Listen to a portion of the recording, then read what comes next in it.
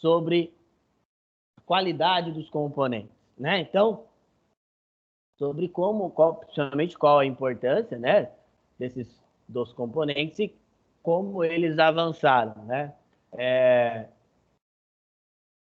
Como eles foram melhorando. É lógico que grande parte das coisas, vocês vão notar no nosso dia a dia de aprendizado, grande parte das coisas a gente fala mais de uma vez, tá? Então, eu sei que muitas vezes nós acabamos nos tornando repetitivos em algumas coisas, mas isso existe por alguma razão, tá? Primeiro, nós estamos longe, né? Estamos tendo essas aulas online e mesmo com as aulas online, eu iria repetir de qualquer maneira. Por quê, pessoal? Porque a gente, no nosso dia a dia de trabalho, né? A gente, vocês vão escutar isso, muitos de vocês vão escutar esses termos só aqui, tá? Então, e grande parte de vocês não são adeptos à leitura, né? Se vocês lessem o livro, que é uma coisa que seria o ideal, nós conseguiríamos fazer bem mais fáceis, tá? Então, antes de uma aula, por exemplo, o ideal é que vocês façam a leitura do capítulo do livro. Então, por exemplo, você vai ter igual nós, estamos tendo a aula de número 4 hoje. O ideal é que vocês já tenham lido essa aula, tá? Por quê? Porque assim vocês conseguem, né, ter mais dúvidas e ter argumentos para fazer essas perguntas, para tirar essas dúvidas. Então, por isso que o ideal é que vocês, antes da aula começar, já deem uma lida. O livro é bem tranquilo, tá? Então, ele é bem legal de ler, né? Então, por isso que eu falo para vocês darem uma lida antes. Outra coisa, pessoal, esse livro ele vai falar bastante sobre peças. Então, ao final dele, você já tem que saber reconhecer o que você faz. É lógico, galera, que eu entendo que é muito complicado, às vezes, a gente saber, né, distinguir o que era uma peça da outra.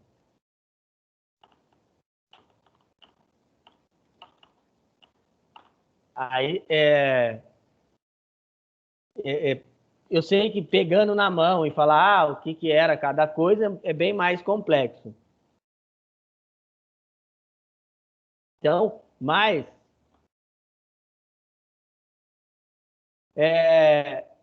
saber pelo menos o faz, isso vocês já têm que ter, né? Então, isso vocês já têm que ter uma ideia, tá? Bom, pessoal, eu gosto de falar bastante sobre o livro, por quê? Porque toda vez que eu vou dar essa aula, eu leio o livro, tá? Todas as vezes eu dou uma lida no livro para ver se tem alguma coisa, se tem alguma coisa nova, né? Principalmente se tiver, né? Lógico, para poder estar trazendo para vocês. Então, a intenção de estar sempre lendo o livro, ela é principalmente boa, né? Para que eu, se alguma vez, né, passou uma coisa em branco, eu tenha um retorno. Outra coisa, além de ler o livro, é evidente, eu sempre pesquiso alguma coisa nova para trazer para vocês. Tecnologia, galera, é uma coisa que muda todos os dias. Então, todo dia você vai notar que vai ter alguma coisa nova para falar. Imagina, por exemplo, e o livro, apesar de eu gostar muito de livro, eu amo a leitura, eu tenho muito livro, gosto de ler, que eu também, eu acho que hoje, né, como nós temos aí o mercado online sendo gigante, a gente tem que dar, né, o braço a torcer e falar que, né, que você ter hoje um livro cada vez mais difícil, né, de ser visto. Por quê? Porque se eu estou falando para vocês que as coisas atualizam, né, o livro não tem como atualizar. Infelizmente, depois que ele está pronto, ele está pronto. Não tem como você ir atualizando ele, tá? Infelizmente, poderia, né? Tá? Bom, pessoal, e aí, qual que é o intuito hoje? O intuito hoje da gente é saber identificar as peças e, principalmente, reconhecer como se faz um upgrade, tá? Como faz um upgrade de placas, memórias, de tudo. Primeiro de tudo, o que é upgrade, né? Upgrade é quando toda vez que você vai fazer uma melhora. Isso que quer dizer o termo upgrade, tá? Toda vez que você vai melhorar ali seu computador, você está fazendo um upgrade nele, tá? Tem uns que são mais fáceis, né, de reconhecer e uns que são mais complexos, tá? Cabe a nós saber como escolher melhor as peças que nós vamos utilizar, tá? E aí no livro de vocês, ele fala, aí na página 94, ele fala um pouco sobre como identificar as melhores peças. Por exemplo, logo no segundo parágrafo, ele fala que hoje é muito mais simples do que era há anos atrás. E é bem verdade, tá? Por quê, gente? Porque antigamente, quando você ia, por exemplo, no início dos anos 2000, que ele fala aí, né? A era negra da informática, não tinha muita internet, não tinha muito como pesquisar. Estava o início da padronização, e se a padronização das peças trouxe coisas boas, foi barateamento, que foi você poder seguir padrões, tá? Por exemplo, você poder usar uma placa-mãe da Intel ou uma placa-mãe da Asus e uma memória da Samsung, por exemplo. Isso antigamente não era possível, tá? Antes ali da padronização, você comprava um IBM PC, você era obrigado a usar as peças da IBM, por exemplo, tá? Então, essa padronização trouxe coisas boas, mas também trouxe muita coisa ruim, como por exemplo, aqui ó, ainda ele fala sobre ter slots PCI Express e AGP na mesma placa. Eu cheguei a pegar isso, PCI Express e AGP nem tanto, mas eu peguei muito placa-mãe com DDR e DDR2. Isso, elas são padrões diferentes, frequências diferentes, não funcionava direito, tá? Então, por isso que muitas vezes as pessoas chamam de anos negros, né? Foi muito difícil mesmo de se trabalhar, tá? Então, o que é interessante quando você vai montar um computador? O interessante é você saber como você vai customizá-lo, como você vai fazer para tornar a configuração desse computador o mais interessante para o seu uso. O exercício final de hoje, ele vai falar para vocês, ele vai mostrar para vocês isso aí, tá? Ele vai falar sobre como ele vai dar, né, ali algumas especificações e ele vai pedir para você escolher qual a melhor especificação para aquele item, né, para um computador para usar numa escola de informática que só acessa a internet. Qual computador eu vou usar? É lógico, pessoal, que se você colocar um i7 de 10ª geração, vai ser bom para todos. Mas e será que a grana vai dar? Então, isso que vocês têm que aprender também. Bom, então, quando você pensa em peças, a mais importante de todas é o processador, sem sombra de dúvida, tá, pessoal? O processador, ele é disparado o mais importante. E por que o processador é o mais importante? Porque é ele que vai dar a velocidade, tá? Então, é ele que vai tornar o seu computador veloz, tá? Aí, galera, o que vocês têm que entender, né, sobre os processadores? Ele é o mais, geralmente, evidente, às vezes você pode também, ele pode perder para a placa de vídeo, mas geralmente o processador é o item mais caro do seu computador. Então, quando você vai investir em um processador, você tem que investir em um que você tenha certeza que vai dar conta do que você vai precisar fazer, tá? Então, investir em um processador que vai fazer o trabalho que você precisa, né? E não vai dar gargalo. É uma das coisas que nós temos que nos adaptar quando vai comprar um especificamente. Então, qual a função do processador? É base de cálculo. Ele vai fazer todos os cálculos, tá? Os processadores mais antigos, eles eram conhecidos como microchips, tá? Então, ele foi evoluindo bastante. E aí, pessoal, o que vocês têm que entender? Porque no começo, principalmente nessa arquitetura da Intel, a 186, né, a 286 ali, as primeiras lá dos anos 70, final, início dos anos 80, o governo americano ele morria de medo de alguém roubar a tecnologia que eles ainda nem chamavam de processadores, eles chamavam de tecnologia de microchips. Por que isso acontecia? Os primeiros processadores, eles eram usados para calcular aonde o míssil ia cair. O ENIAC, por exemplo, que foi o primeiro computador moderno, a base de cálculo, o cálculo dele era para fazer o cálculo mais rápido, porque era feito à mão, o cálculo onde para colocar o ângulo certo para soltar o míssil. Então, era isso que ele fazia, tá? E aí o medo dos Estados Unidos era mísseis teleguiados e coisas assim, e aí naquele tempo não era uma coisa que existia ainda, tá? Por que eu estou falando dessa arquitetura 186? Fala, pô, você está louco, está voltando tanto no tempo, esse processador não tem importância nenhuma.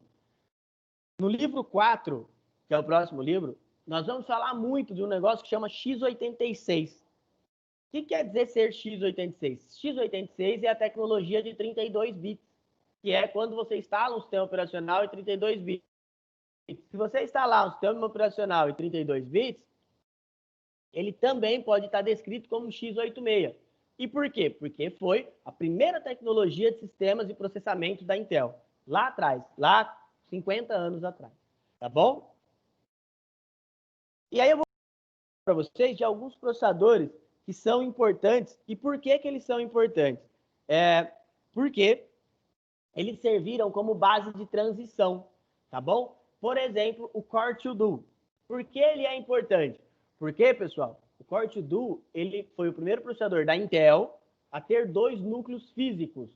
Por que eu estou falando da Intel? E por que não o primeiro? Porque a AMD ela lançou um antes, tá? Era o Phenom X2, o Thurion X2. Todos eles também tinham 2 núcleos, mas eles não tinham especificamente a mesma qualidade que o Core 2 Duo tinha, tá? E aí, a partir dali, a Intel começa a criar uma arquitetura melhor. A Intel, antes do Core 2 Duo, ela lança o Dual Core. E qual que é a principal diferença do Dual Core para o Core 2? Pessoal, depois eu mando esses textos lá no grupo, tá? Podem ficar tranquilos que eu mando para vocês lá.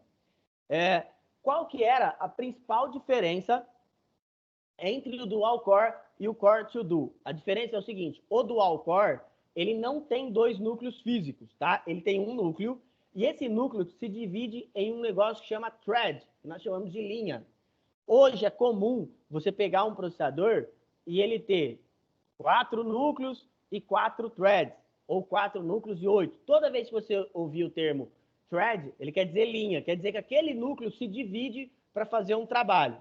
Hoje o processador ele é muito mais inteligente, ele consegue raciocinar, é a palavra ruim, mas ele consegue customizar o serviço. Hoje, se você pegar um processador dessas linhas mais novas, principalmente da quarta geração I para frente, ele não vai dividir o núcleo em parte igual. Por exemplo, hoje o processador sabe que para abrir um editor de texto e mantê-lo aberto, ele precisa de muito menos clock, muito menos frequência do que para abrir um jogo, do que para abrir um aplicativo 3D, do que para abrir um aplicativo de edição de vídeo, que é super pesado, por exemplo, tá bom? Então, esse é o principal. Então, esses dois, eles têm suma importância por causa desses dois casos, tá? Porque um por ter os 2 núcleos físicos ali e o outro por ter a tecnologia de linhas que nós utilizamos até hoje, tá? E o Xeon, ele é um processador da Intel, que ele é, pessoal, ele é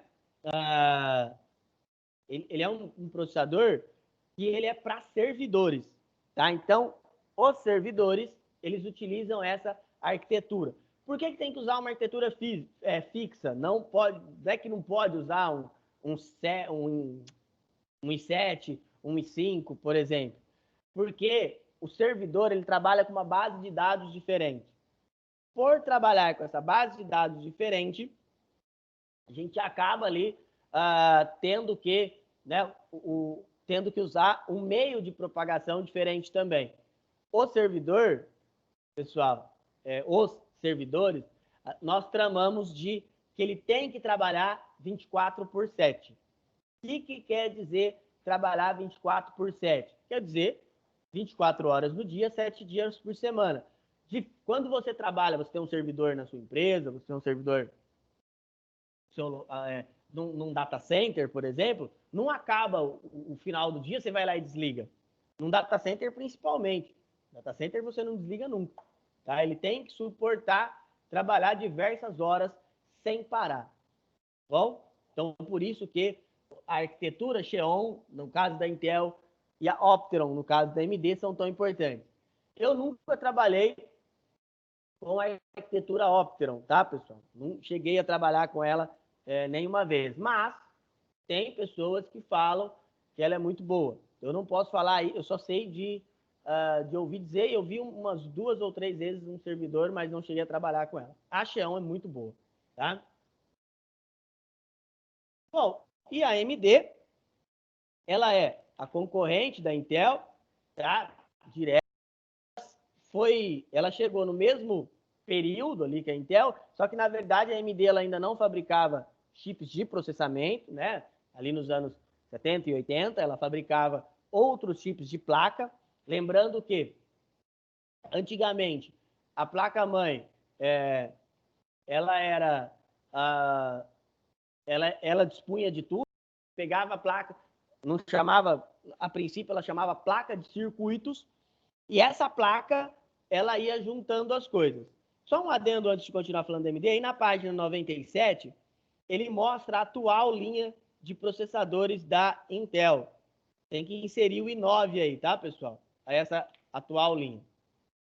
Continuando. Então, a AMD, num princípio, ela trabalhava só com componentes para a placa. Depois, tanto a IBM quanto a Microsoft injetam um dinheiro na AMD e ela começa a melhorar.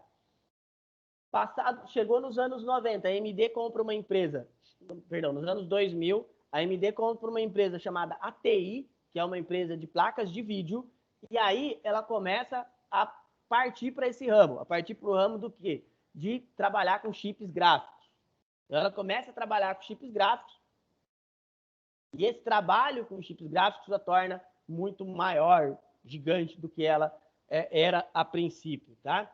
Hoje, se nós formos falar para pensar, só tem Intel e AMD, principalmente para o ramo de computadores e notebooks, lógico, para para pequenos dispositivos, temos outros, né? Tem uma tecnologia que está surgindo aí, que ela trabalha, que trabalha-se bastante em smartphones, que chama ARM. A promessa da Apple é que ela venha para os computadores, tá? Mas isso a gente vai discutir mais para frente.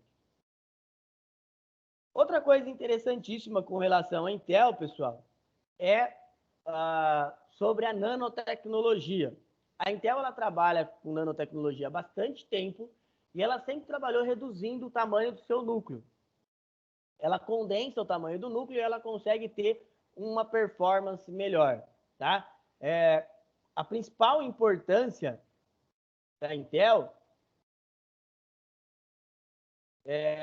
nesse ramo da nanotecnologia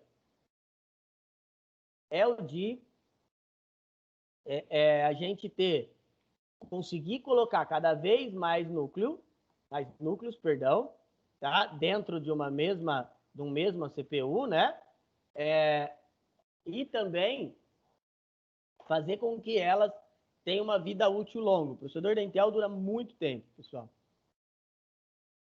Bom, e aí eu falei para vocês que a AMD, ela parte para esse recurso de comprar uma empresa que produzia chips de vídeo, as placas de vídeo, e a Intel ela não podia ficar atrás. Chegou uma época, galera, que as placas-mães, elas pararam de vir com chip gráfico. Então, por exemplo, hoje, as placas-mães, elas não vêm mais chip gráfico, faz bastante tempo. E aí, o chip gráfico, ele vinha dentro do processador. Isso foi uma sacada, primeiro, da AMD, a AMD que criou isso para as placas, né? Para começar, para ter qualidade gráfica mais. E aí a Intel, para não ficar de fora, o que ela fez? Ela também partiu para o mesmo ramo, tá? De criar o seu próprio chip gráfico. Então, o chip gráfico da Intel é o Intel HD Graphics. Então, se você tem um processador Intel na sua máquina e você não tem uma placa de vídeo, 99% de chance do seu chip gráfico ser da Intel HD Graphics, tá? É lógico que ele é bem mais, vamos falar lento, mas bem menos, uma base de cálculo bem inferior à do que da AMD. O Pedro está falando da AMD é muito melhor, sim, o chip gráfico da AMD é bem melhor. A parte vídeo da AMD, ela é muito melhor do que da Intel. Até porque a Intel, ela não busca isso, tá, pessoal? Ela busca ter estabilidade, coisa que a AMD não está nem aí. Tanto que já já a gente vai falar sobre overclock, né? Grande parte dos processadores da Intel, eles são bloqueados, o overclock. E da AMD, nenhum. Da AMD, todos eles você pode fazer overclock à vontade, ele vai torrar, mas ele não vai desligar, ou não vai acontecer nada com ele. Tá?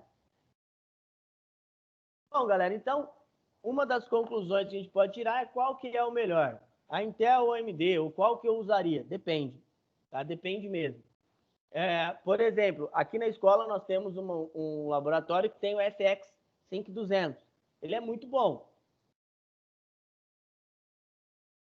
Ele é 6-core, ele tem 3 linhas cada núcleo, ele trabalha muito bem. Ele aquece mais, é evidente, mas ele já é um processador que já tem um tempo de uso e ainda assim está funcionando muito bem aqui.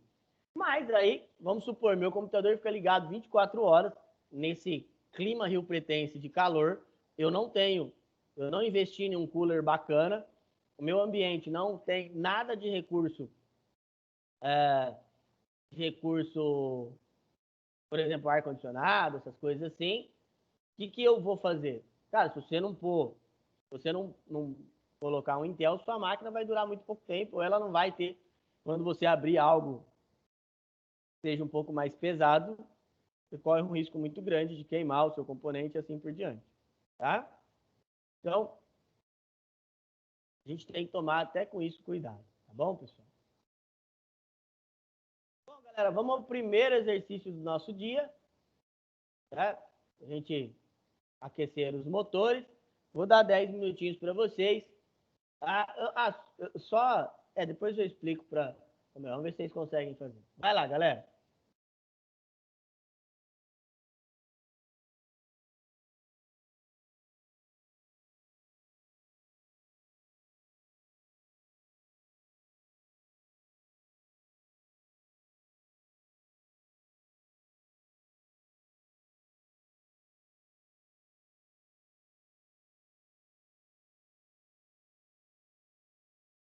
Pessoal, não esqueçam, por favor, de pôr o nome completo lá no chat, tá?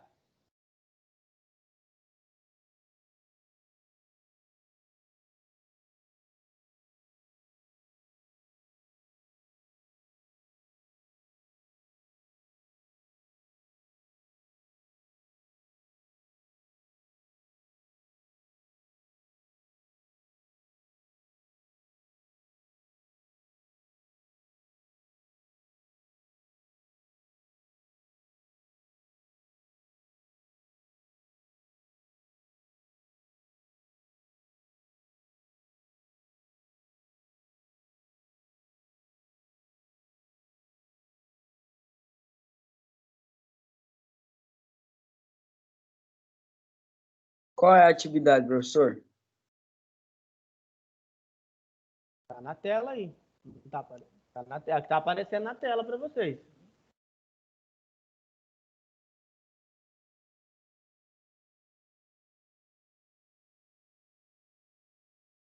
O retorno tá normal aqui, gente. Tem que estar aparecendo 4, 5 perguntas. No meu não tá aparecendo, não. Fecha e abre de novo, fazendo favor, Kleber. Tem que estar aparecendo.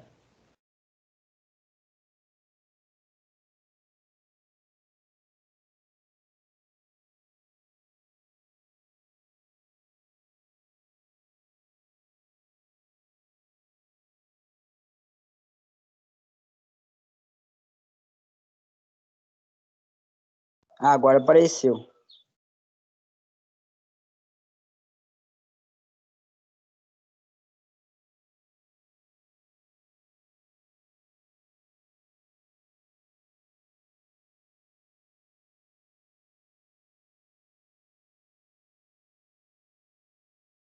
Tem que te mandar pelo WhatsApp?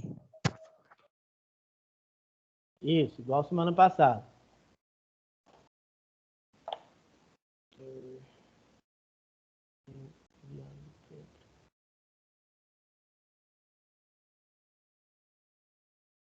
Hein? É pelo WhatsApp? Isso pelo WhatsApp.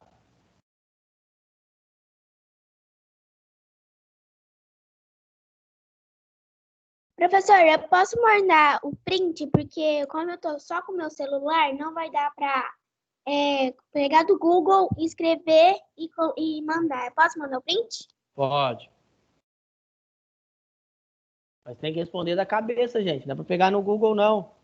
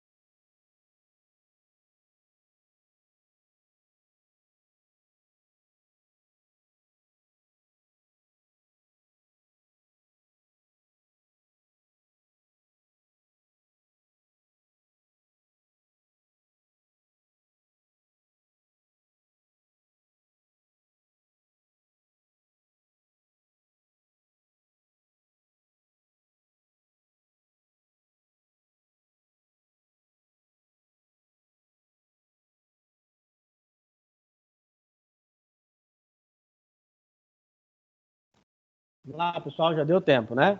Vamos continuar?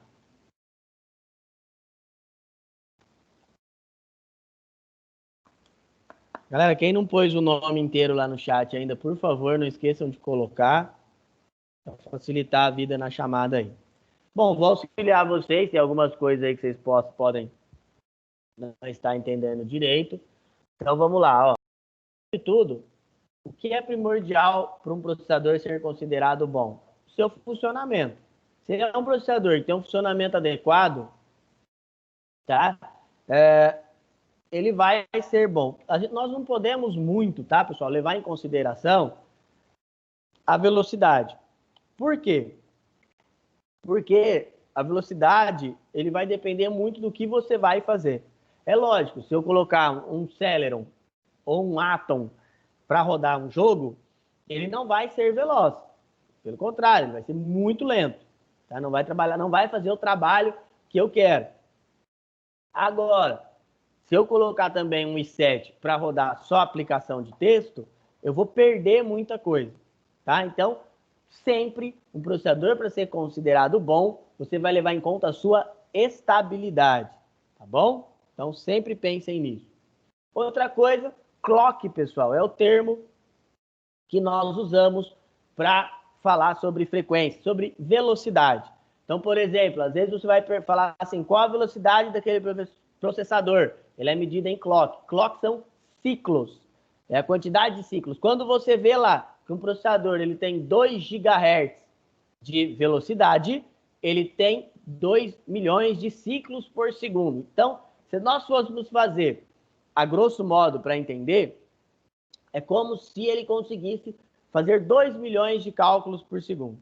Basicamente é isso, tá? É lógico que não é só isso, tem outras coisas. Então, tem muitas outras coisas que é levado em consideração, tá? Mas o principal é o clock. Eu tive uma aula esses dias com um professor lá da pós, ele falou para nós que é mais importante o clock do que a quantidade de núcleos. E se você for analisar, é verdade. É mais rápido um processador de 3.4 GHz de clock do que um com 2 núcleos de 2. Tá? O que vai ser levado em consideração é o quanto este núcleo vai conseguir trabalhar melhor por você. Tá bom? Não é só o valor lá, né? E overclock é quando você faz o seu processador trabalhar mais rápido. Quando você faz o seu processador trabalhar uma velocidade superior que a dele, fazer mais ciclos do que ele já está acostumado, e você está fazendo um overclock, tá? Então, isso que quer dizer o termo overclock, tá? É fazer com que ele aumente a sua base de cálculo, tá? Igual eu falei para vocês, tem processadores que têm uma base de cálculo maior, né? Que você consegue fazer um overclock maior, e tem processadores que não. Tem processadores aí que você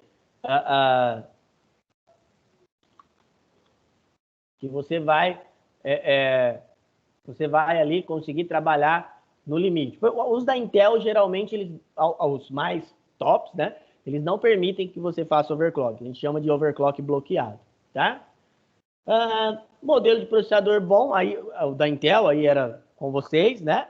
O modelo da AMD bom também era o opinativo, aí era com vocês também, tá? Bom, galera, aí na página 103, ele vai começar a falar sobre fonte de energia. E o que vocês têm que entender, primeiramente? Qual que é a função da fonte? A função da fonte é a de energizar a placa. É de levar energia para todos os componentes da placa. Então, ele vai pegar aquela energia e vai transmitir para os outros componentes ali, tá? Depois eu mando os textos para vocês, igual eu fiz da outra vez, tá? O que vai diferenciar uma fonte da outra? É a qualidade dos componentes internos. Então, os componentes internos, eles têm cada um tem o seu nível de qualidade. E aí, o que a gente tem que levar em consideração, né? Quando a gente vai falar em nível de qualidade? Principalmente o quanto ele consegue transmitir de energia. Quando uma fonte tem uma boa qualidade, ela tem que transmitir nos seus cabos exatamente essas instruções que vocês estão vendo. Um de 12, um de 5 e um de 3.3. Para que não chegue energia a mais, ou pior, não chegue energia a menos nos seus componentes, tá? Pessoal, e nós temos aí, então, a fonte nominal. O que quer dizer uma fonte nominal? É uma fonte de baixa qualidade, é uma fonte de baixa potência. Geralmente, ela não vai conseguir levar toda a potência que a sua placa exige, ou que ela descreve ali no seu selo, tá? E temos também a fonte real, que é essa que está aparecendo para vocês aí, tá? A fonte real, ela envia exatamente a potência que tem no selo. Exatamente a potência que tem ali no selo dela é o que ela envia. Pessoal, a fonte, se o processador é o que há de mais caro, a fonte é o que há de mais barato. Então, evitem trabalhar com fonte nominal. Só quando a máquina é muito básica, aí não há necessidade. Mas hoje os processadores eles consomem bastante potência. Então, você necessariamente, muitas vezes, você vai precisar aí de ter uma fonte real no seu computador, tá?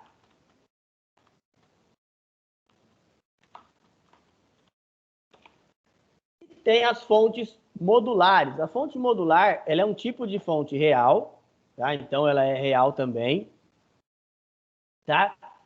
E aí, qual que é a principal diferença dela? Da fonte aí real para modular. A fonte modular, se vocês olharem aqui atrás, ela tem esses cabinhos, ó, e eles dá para tirar, tá? Então você pode tirar esses cabos e aí, galera, você consegue colocar só o que você precisa. Então você não necessita, não necessariamente, você precisa colocar, né, todos esses cabos, só o que você vai usar. Qual que é a principal diferença, né, da fonte modular aí para a fonte real, né? Vamos chamar de real modular. A principal diferença, galera, é o nível de trabalho. Tá? Então, a exigência lá dessa estabilidade que eu falei para vocês, lá na fonte modular é para coisas muito maiores. Então, por exemplo, você vai trabalhar com um servidor, certo? Então, você tá com o seu servidor ali e você vai trabalhar com ele, você tem que ter uma fonte que vai ser muito mais estável do que, por exemplo, a fonte aí que eu falei, que é a fonte nominal, tá? Essa fonte de trabalho, né, que a gente chama, ela tem que te dar ali um trabalho muito melhor, tá? Bom, pessoal, vamos rapidinho para o nosso segundo exercício de hoje. Esse é bem simples, nós acabamos de falar. Então, vai lá e podem fazer, por favor.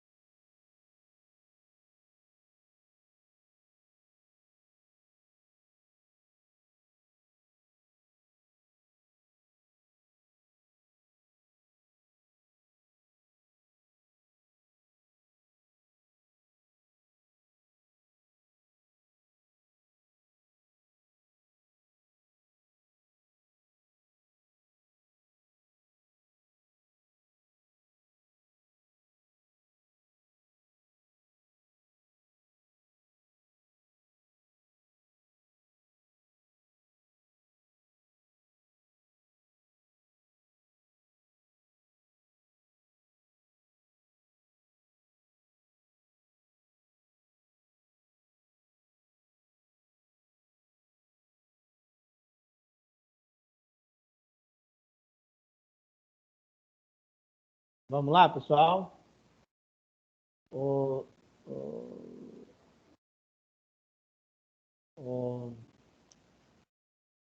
nome dele aqui, gente. Ô, Kleber, eu não entendi o que você quis dizer.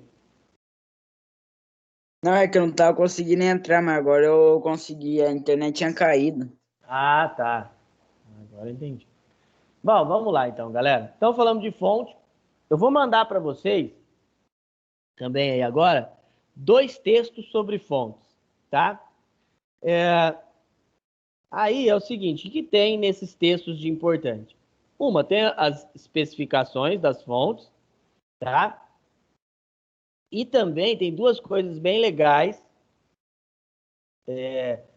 Uma é sobre o selo 80 Plus, tá? E o que é esse selo 80 Plus? É uma padronização que se teve, tá? Que se tem, perdão. E aí é uma quantidade de testes, né? Que é feito para uma fonte, para mostrar que aquela fonte tem a qualidade ou não. Esse selo 80 Plus, ele é muito difícil de ser retirado. Para a fonte ter esse selo, você tem que, a empresa tem que mostrar, fazer muitos testes, tá? Então é muito difícil de se obter. Tem que tomar bastante cuidado que agora já faz um tempo, né? Tem muitas empresas aí que não tem, que fazem ali, falsificam o selo 80 Plus. Então, às vezes, a pessoa acha que está comprando uma fonte que vem com selo 80 Plus de qualidade, né? E não tem nada, né? É uma fonte comum, tá? É lógico que, né, há um custo alto. E uma coisa legal que eu estava lendo sobre essa empresa é que ela não pega só as fontes que são mandadas, tá? Porque tem fontes que são mandadas lá pro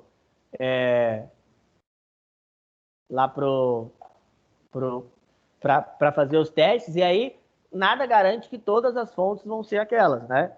Então, o que acontece? O que as empresas fazem? O que essa empresa faz? Ela, além dela pegar essa fonte de teste, tá? Ela também compra no mercado normal, né? Ela compra uma fonte e aí ela põe para uso. Põe para teste. Então, além dela pegar essa fonte que é enviada para ela, ela também compra e aí, com base nisso, né, ela consegue ter uma qualidade maior ali, né, nos testes que ela faz, tá? Então, a gente tem que levar muita coisa em consideração quando vai pensar em comprar uma fonte, tá? Igual eu falei para vocês, a fonte é um dos itens mais baratos do computador. Não há o porquê, né, se comprar uma fonte de baixa qualidade, tá bom? Bom, galera, continuando aí no livro de vocês, estamos aí na página 107, e aí ele começa a falar de dispositivos de armazenamento. Dispositivos de armazenamento, o mais conhecido é o HD, né? O que a gente mais usa é o HD, né? E aí, pessoal, qual que é, assim, as principais diferenças entre os HDs, né? Primeiro de tudo, o que vocês têm? Como é que os dados são lidos, tá? Como é que é feita a leitura dos dados? A leitura dos dados ela é feita da seguinte maneira: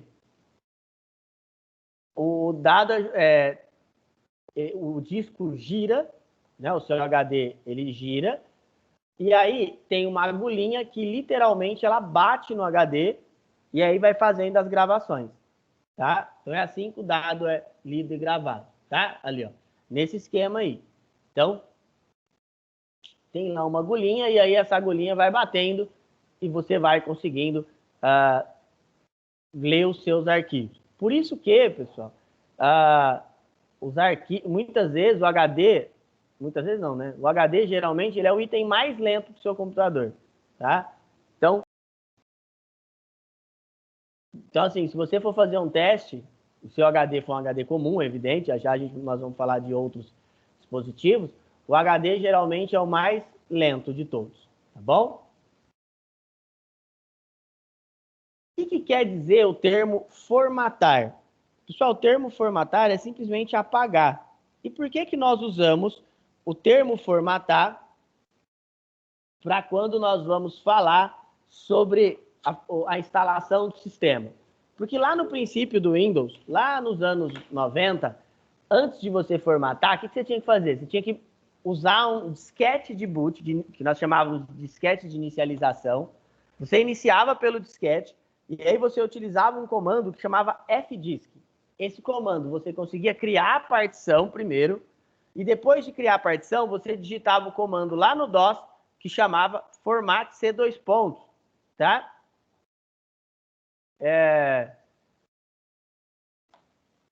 E aí esse formato C2 pontos, ele apagava o seu HD, apagava total, depois você copiava, tá? Aí você digitava o comando copy e você copiava os arquivos para dentro do seu HD. E aí depois você digitava o comando instalar e aí você instalava tudo lá dentro, normal, o seu sistema operacional. Tá bom? Seja lá ele qual fosse, tá?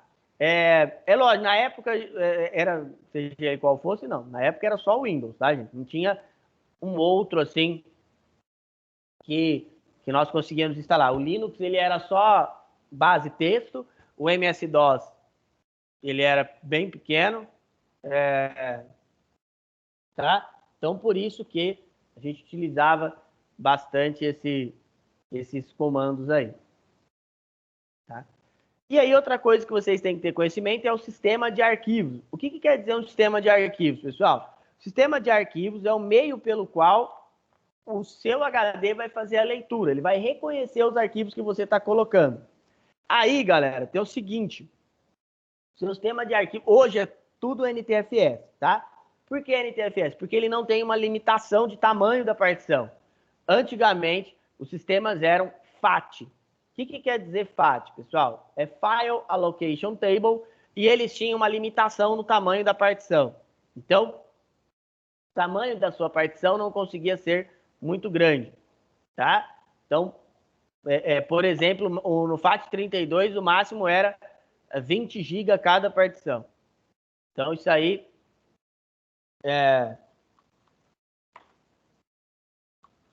Então, isso aí fazia com que a gente conseguisse ali, né, ter um sistema bem melhor de trabalho, tá? Bom, eu falei para vocês que o HD evoluiu muito pouco. Tem uma aula que eu vou mostrar para vocês um HD aberto. Não sei se o Renato chegou a fazer isso já. E aí vocês vão ver que um HD antigo e um HD novo, eles têm o mesmo sentido de leitura. A Morielle está perguntando o que significa, né? FAT significa File Allocation Table, então tabela de alocação de arquivos.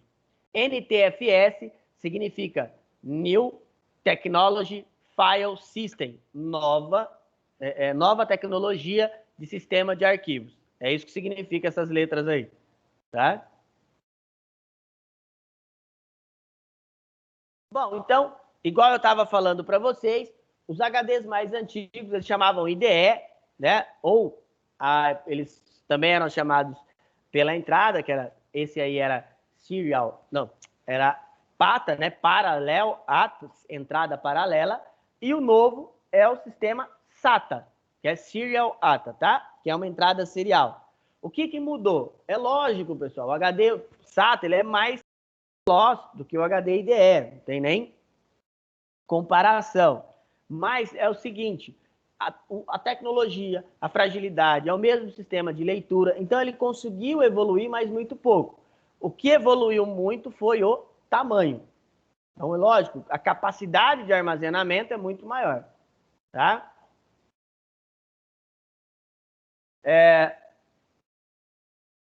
Bom, e aí, ó, essa tabelinha, ela mostra bastante, tá? Como foi que as coisas evoluíram. Como evoluiu o padrão, a diferença entre o SATA e o IDE. Como eles se modificaram, tá? Então, dá para ver ali que a leitura é muito maior. E aí, sabe o que vocês têm que tomar cuidado? É o seguinte, por exemplo, o SATA 3 ali, ele está mostrando 600 megabits por segundo. Pessoal, não é bem isso, tá? Às vezes as pessoas acham que é isso aí.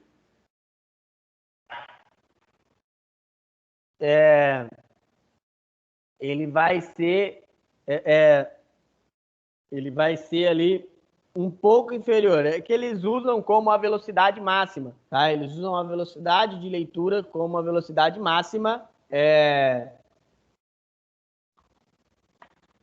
de leitura e eles colocam como se fosse sempre, tá? E não é assim, tá bom?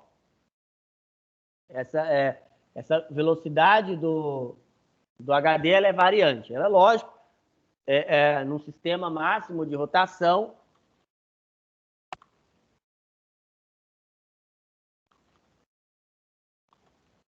lógico que ele vai ter uma velocidade maior, mas geralmente ele vai trabalhar nessa velocidade aí, tá?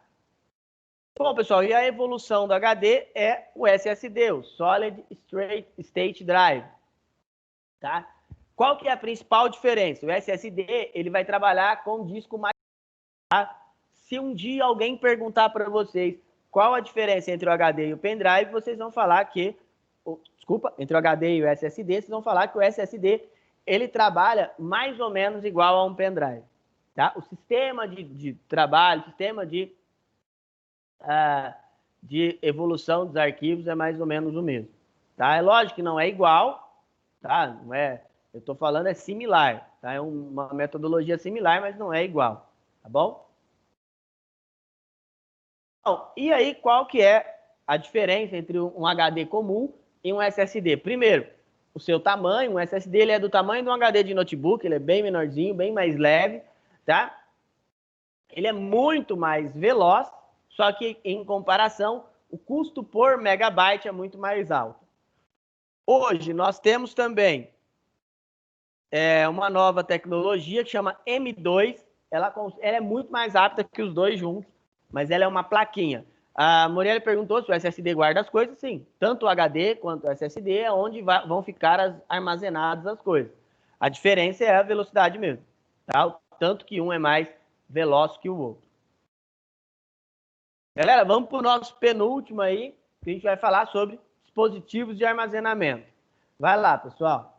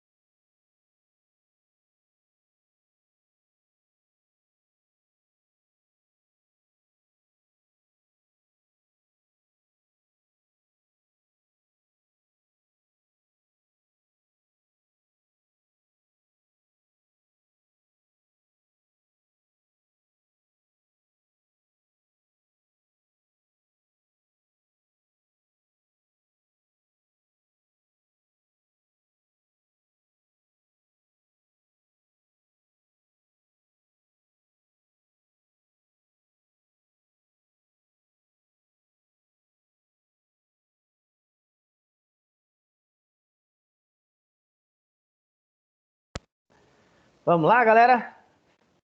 Bom, pessoal, então, primeiro de tudo, qual a função do dispositivo de armazenamento? É armazenar os dados, guardar as informações. Tomem cuidado, agora a gente vai falar de memória, memória não salva nada, tá? Bom, como os dados são lidos e gravados, o disco gira e a agulha vai batendo e vai gravando esses dados para vocês. Bom, HDD é um pouco mais antigo, tá? Ele tinha um tamanho menor e uma velocidade de rotação menor. O HD SATA, ele é um pouco mais moderno que o IDE, tá? Uma velocidade um pouco maior. E o SSD, ele traz ali o disco magnético dentro dele. Ele deixa de ser disco, né? Não vamos falar nem disco, mas ele traz um setor magnético para você poder transferir os seus dados, tá? Bom, aí na página 107, 108, ele vai começar a falar sobre memória RAM. Qual que é a função da memória RAM? A função da memória RAM é a de auxiliar o processador na velocidade, tá? Então, ela auxilia o processador dando mais velocidade a ela, ao computador, tá? Então, outra coisa, o processador,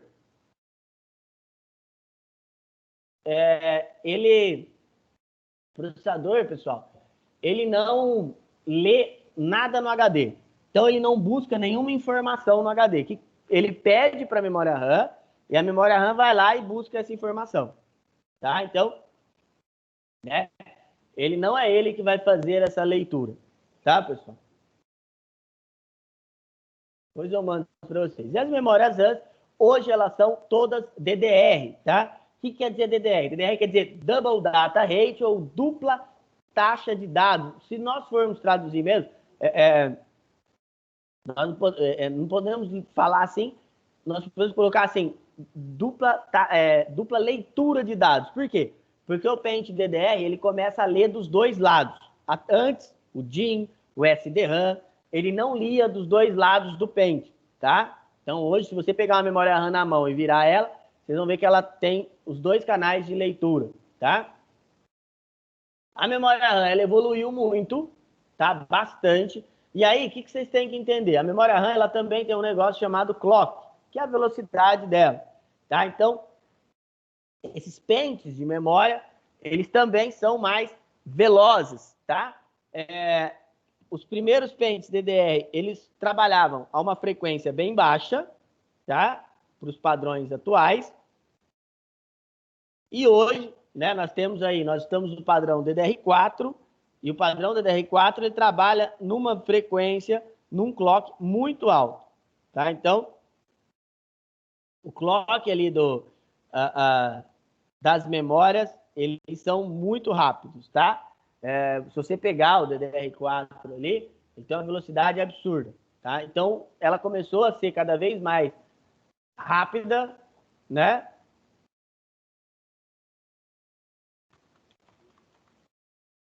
Então, ela começou a ser mais rápida, ela começou também a auxiliar o processador de maneira melhor, tá bom?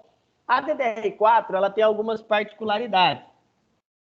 Além dela ser mais rápida, né? Não é só isso, ela não é só mais rápida. Ela tem uma eficiência de acessar o dado mais rapidamente. Então, ela consegue ser, além de mais rápida, ela é mais eficaz, tá bom? Então, ela consegue ter uma eficácia maior no acesso aos dados, tá, pessoal? E aí, o que quer dizer esse dual channel, triple channel? Dual channel, pessoal, é você conseguir pôr duas memórias de mesmo tamanho, de mesma frequência, para trabalhar junto, sendo mais veloz. Então, o que é melhor? Você pôr duas memórias de mesmo tamanho, de mesma frequência, fazendo dual channel, ou então uma memória só? É lógico que são as duas. Como assim, pessoal? Por exemplo, vamos supor que na máquina de vocês tem duas memórias de 4 GB. A sua máquina vai ficar mais rápida do que uma só de 8. Tá? Por quê? Porque aí o processador consegue alocar melhor os dados, inserir os dados em lugares melhores, tá? Isso vai tornar muito mais rápido. Tá? O gerenciamento da memória vai ser muito melhor. Outra coisa, quem que faz isso? Quem que administra isso aí? É a placa-mãe. Antes de ver se a sua máquina faz esse tipo de coisa, faz o dual channel ou o triple channel, tá? Você tem que verificar se a sua placa faz isso, tá? A placa-mãe, ela que é a responsável por fazer isso aí. Se sua placa não fizer, não tem jeito, pessoal. Não vai ter como. Não adianta você tentar fazer esse serviço, tá? E as memórias, se você olhar ali ó, na página 109, tem uma memória, a Vengeance, né? Tem alguns tipos de memória, por exemplo, essa da Corsair, ela é bem melhor que a memória comum, tá? Então, se um dia vocês pegarem uma memória e ela tiver ali, né, ela for essa mesma, principalmente máquina gamer vai ser muito assim, ela pode ter a mesma frequência do que uma memória comum, né, mas ela não vai enviar os dados com tanta qualidade, tá bom? Bom, galera, o penúltimo de hoje. Vamos lá, pessoal.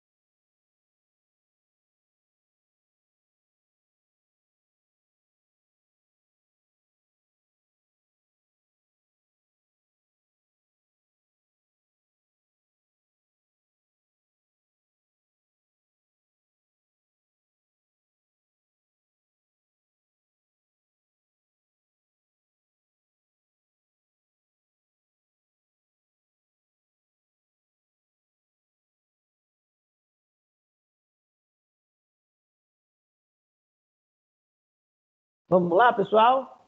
Acabaram aí? Pessoal, alguém tem alguma dúvida?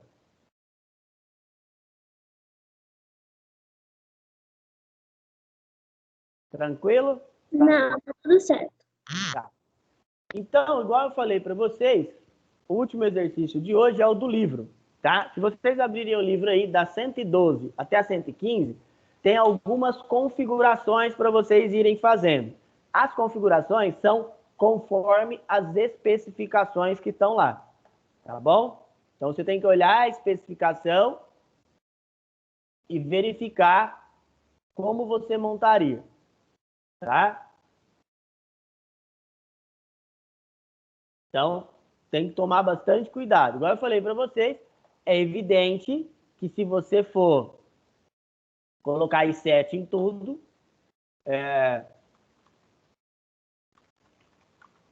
você colocar um i7 em tudo, vai dar, lógico, né? Você vai conseguir resolver todas as questões, mas não é o que está correto.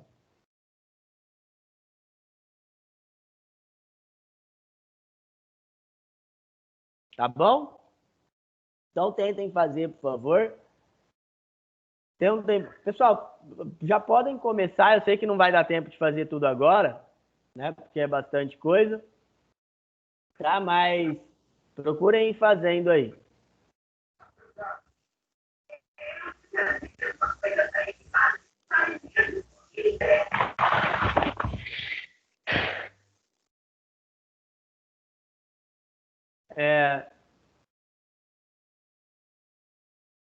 Alguém tem alguma questão, alguma pergunta?